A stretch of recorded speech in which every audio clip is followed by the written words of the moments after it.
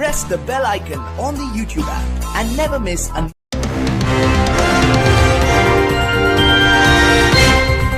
सभी को जय हिंद दोस्तों, आप सभी का हार्दिक स्वागत है जय हिंद रिएक्शंस पे।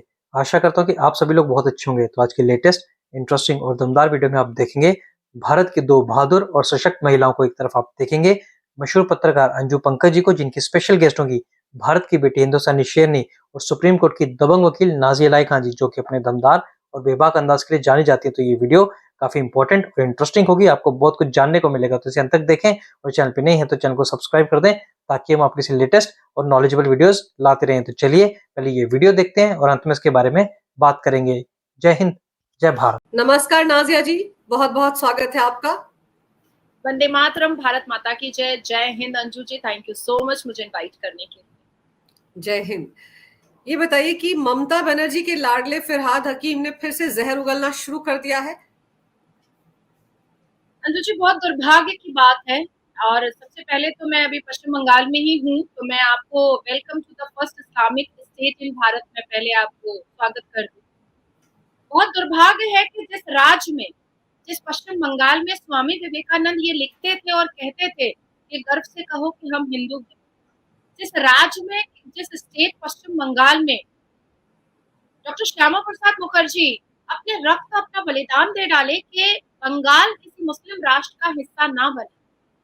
बड़ा अफसोस होता है कि जब रविंद्रनाथ टैगोर जी की हम कविताएं पढ़ते हैं और उनकी किताबों को पढ़ते हैं, तो वो हिंदुओं को और सनातनियों को कितने खूबसूरत अंदाज में पुकारते हैं अपनी अपनी कविताओं में और अपने लेख में। और जैसे ही हम लेफ्ट फ्रंट की राजनीति देखते हैं, कांग्रेस की राजनीति देखते हैं और ममता बनर्जी साहिबा की जब हम राजनीति देखते हैं, तो एक तुष्टीकरण की, मुसलमान तुष्टीकरण की राजनीति हमें दिखाई देती है। एक मुस्लिम अपीजमेंट की राजनीति के साथ साथ एक साजिश, एक षड्यंत्र दिखाई देता है कि जितने भी ममता बनर्जी के जो मुसलमान नेता मंत्री हैं, वो इस कोशिश में, इस जद्दोजहद में, इस कश्मोकश में है कि बस कैसे भी करके पश्चिम बंगाल को इस्लामिक राष्ट्र और इस्लामिक राज्य बनाने में वो कामयाब हो जाएं। अंजू जी, मैं मानती हूँ और जब मैं काला कोट पहनती हूँ तब भी मुझे इस बात का एहसास होता है कि अपराध को मजहब या धर्म से नहीं जोड़ना चाहिए। मैं मानती हूँ इस बात को।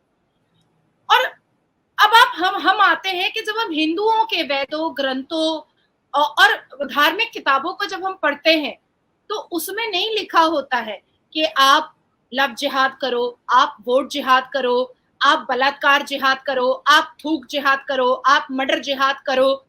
उसमें नहीं लिखा होता है आप गजवाए हिंद करो और आप ये सब करने से आपको स्वर्ग में अप्सराएं मिलेंगी। ये नहीं लिखा होता है। लेकिन मेरे कुरान में tie is an Arabic word, जिसका मतलब होता है दावत इस्लाम करो। ना माने हिंदू तो जिहाद करो, ना माने हिंदू तो सर तन से जुदा करो उसका, और फिर अपने लिए जन्नत में 72 वर्जिन हूरों का इंतजाम करो। फरहाद हकीम साहब की उम्र हो चुकी है, बेटी तलाकशुदा है और कहीं ना कहीं अपने लिए जन्नत में 72 वर्जिन हूर का इंतजाम वो करने लगे हैं। क्या मुस्लिम तुष्टीकरण की राजनीति पहली बार पश्चिम बंगाल में हुई है? क्या उन आवाज को बंद करने का और मुसलमानों के ताकत को दिखाने का काम पहली बार हुआ है? नहीं। इससे पहले कलकत्ता के मेयर साहब और ममता बनर्जी साहिबा के लाडले मंत्री फरहाद हकीम साहब ने 2021 में द डॉन न्यूज़पेपर को ये कहा था कि कोलकाता मिनी पाकिस्तान। 2019 के लोकसभा इलेक्शन के दौरान यही जनाब फरहाद हकीम साहब ने भारतीय जनता पार्टी के कार्यकर्ताओं को खुलेआम माँ बहन की गालियां परोसी थी, माँ बहन की गंदी गंदी गालियां परोसी थी। हमीदुल रहमान साहब ने साफ कह दिया कि जो मुस्लिम राष्ट्र होता है, जहां पर शरिया कानून चलता है, वहां पर शरिया कानून इंसाफ सभा लगाया जाता है और रोड पर मारा पीटा जाता है। हुमायूं कबीर ने ड्यूरिंग द लोकसभा इलेक्शन 2024 साफ लफ्जों में कहा था कि 30% हिंदुओं को डुबा डुबा कर के गंगा में मारा जाएगा। क्या हम भूल जाएं कि ममता बनर्जी साहिबा ने ये कहा था कि जो गाय दूध देती है उसका लात खाना पड़ता है? क्या हम भूल जाएं कि ममता बनर्जी साहिबा ने ये कहा था कि जिहाद होगा भारतीय जनता पार्टी के खिलाफ। क्या हम भूल जाएं कि ममता बनर्जी साहिबा मुहर्रम के जुलूस के लिए दुर्गा पूजा विसर्जन को वो रोक देती हैं? हम ये सब तो नहीं भूल सकते ना। अपने तकरीर में 3 जुलाई को ऑल इंडिया कुरानिक प्रतियोगिता में फरहाद हकीम साहब ने ना के सिर्फ हिंदुओं को बदकिस्मत कहा, साथ साथ उन्होंने लाखों मुसलमान दाढ़ी टोपी वाले को प्रोवोकेशन दिया कि कन्वर्शन करवाओ। उन्होंने साफ लफ्जों में अंजू जी अपनी स्पीच में कहा है कि वो लोग बदकिस्मत हैं जो इस्लाम धर्म में पैदा नहीं हुए, और वो लोग खुशकिस्मत हैं जो इस्लाम धर्म में पैदा हुए हैं। उन्होंने साथ साथ ये भी कहा है, एकदम डॉपलगैंगर की तरह, जैसे पाकिस्तान और सीरिया के इस्लामिक प्रीचर कहते हैं कि अगर मुसलमान अपनी जिंदगी में एक हिंदू को भी मुसलमान बना दे और इस्लाम कबूल करवा दे तो जन्नत का दरवाजा उसके लिए खुला है। और कन्वर्शन को प्रोवोकेशन देते हुए उन्होंने नारे तकबीर का नारा लगाया। अब मेरा सवाल आता है कि क्या पश्चिम बंगाल में बलात्कारी नासिर खान कादिर खान खुशकिस्मत है? क्या पश्चिम बंगाल में कामदुनी का रेप करने वाला 5 मुसलमान खुशकिस्मत है? क्या पश्चिम बंगाल में चर्च के अंदर घुस करके 72 साल की नन का 5 बांग्लादेशी मुसलमान के द्वारा बलात्कार जो हुआ वो खुशकिस्मत हो? तो इसका मतलब है खुशकिस्मत है। पर आप ये देखिए कि पहली बार तो है नहीं कि फरहाद हकीम इस तरह की बातें कर रहे हैं, और ममता बनर्जी सरकार में तो हमने देखा है कि किस तरह से घुसपैठिए बहुत ज्यादा तादाद में बांग्लादेश से भारत में आए हैं, और किस तरह से फर्जी वोटों का काम हुआ है वहां पर। ममता बनर्जी जो अभी भी लोकसभा चुनाव जीती हैं, उसमें सबसे बड़ा रोल तो फर्जी मतदाताओं का है, जो घुसपैठिए बनकर भारत में आ जाते हैं, पश्चिम बंगाल में बस जाते हैं और उनको वोटर आई कार्ड थमा दिया जाता है और वो ममता बनर्जी को वोट करते हैं। लेकिन ये इतनी बड़ी बड़ी बातें फरहाद हकीम जो कह रहे हैं नाजिया जी, तो गजवाए हिंद की तरफ ही जा रहा है ना। कन्वर्शन को अगर बढ़ावा देने की आप बात करें तो ये सब बातें तो बाकी मुल्ला मौलवी भी करते हैं। अब आप चले आइए विधान चंद्र राय के जमाने में पश्चिम बंगाल में डायरेक्शन डे बनाया जाता था, डायरेक्शन एक्ट लेकर आने की बात हो रही थी, और उस जब लेकर आने की बात हो रही थी तभी कई हिंदुओं को मुसलमान बना दिया गया था। उसके बाद फिर आप आइए लेफ्ट फ्रंट की 32 साल की सरकार में जो पश्चिम बंगाल में थी, ज्योति बासु ने अपने स्पीच में यह बात कहा था कि मुसलमानों के हाथों से लकड़ी का पेंसिल ले लो और लकड़ी का कैरम बोर्ड दो। अगर उनको लकड़ी का पेंसिल दोगे तो वो अपने लिए अपना राइट मांगेंगे, और कैरम बोर्ड दे करके अगर जगह जगह पर क्लब बनवाओगे तो वो हमारे लिए पार्टी का डंडा और झंडा लेकर खड़े होंगे।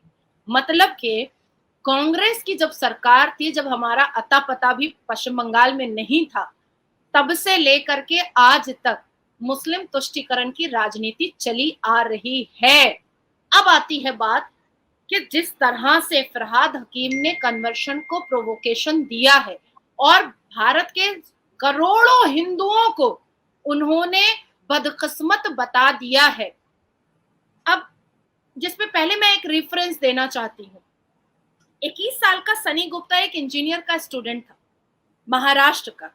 उसने अपने फेसबुक पर लिखा था कि अजमेर शरीफ हिंदू ना जाए, और जैसे ही उसने लिखा था सारे मुसलमान, ज़ुबैर जैसा फैक्ट चेकर, उसके बाद फिर जर्मन का कॉकरोच जैसा ध्रुव राठी और कई इस्लामिक प्रेचर जो हैं उसके पीछे पड़ गए, और बेचारे उस 21 साल के बच्चे को 45 दिन के लिए सजा हुई और वो जेल में बंद रहा।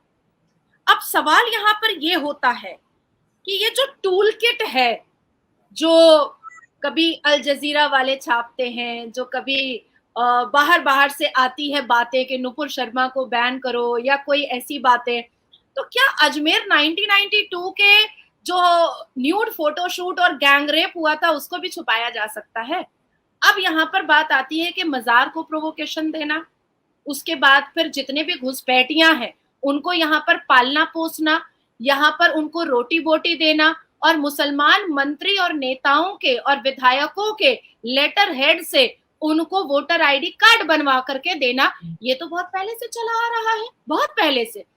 और मैं पहली महिला हूं इस पश्चिम बंगाल में जिसने सबसे पहले डायमंड हार्बर कॉन्स्टिट्यूएंसी को लेकर के ऑनरेबल कैलकाटा हाई कोर्ट में एक रिट पिटिशन डाला था और एक पब्लिक इंटरेस्ट लिटिगेशन डाला है जो अभी भी कंटिन्यूअसली है, जिसमें मैंने साफ लफ्जों में कहा था कि डायमंड हार्बर कॉन्स्टिट्यूएंसी जो ममता बनर्जी के भतीजे की कॉन्स्टिट्यूएंसी है, उसमें लाखों की तादाद में बांग्लादेशी मुसलमान जमा हैं, जिसमें एक टीम ट्रांसजेंडर की काम करती है और वो ट्रांसजेंडर की टीम मर्डर करती है, छिनतई करती है, चोरी करती है, कन्वर्शन करवाती है और बच्चियों को किडनैप करती है और वो क्राइम करने के बाद वो लोग पश्चिम बंगाल की सरकार की मदद से भाग जाते हैं बांग्लादेश।